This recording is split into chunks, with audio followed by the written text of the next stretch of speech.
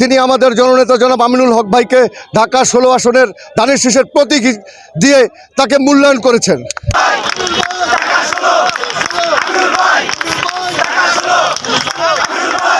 ঢাকা 16 আসনের সর্বস্তরের মানুষ এবং আমরা জাতীয়তাবাদী স্বেচ্ছাসেবক দল পল্লবী থানা আমরা খুবই আনন্দিত।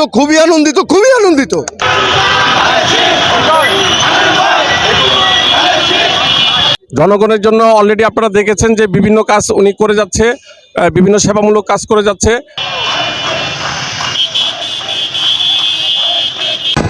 আসলে একটা ব্যাপার কি, দীর্ঘ 17 বছর ফ্যাসিস্ট বিরোধী আন্দোলনে আমাদের মাটি ও মানুষের নেতা জননেতা জনাব আমিনুল হক ভাই তিনি ঢাকা মহানগরকে যেভাবে নেতৃত্ব দিয়ে গেছেন এবং ফ্যাসিস্ট বিরোধী যে আন্দোলন করে গেছেন তারই ফলশ্রুতিতে দেশ নায়ক তারেক রহমান তারুণ্যের অহংকার উনি আজকে আমাদের সকলের আশা আকাঙ্ক্ষার সম্মান করেছেন।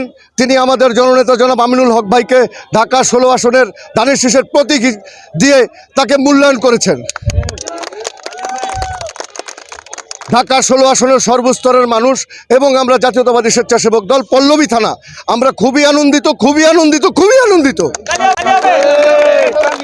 আমরা বিশ্বাস করি ঢাকা 16 আসনের প্রত্যেকটা মানুষ আমাদের মতোই আনন্দিত।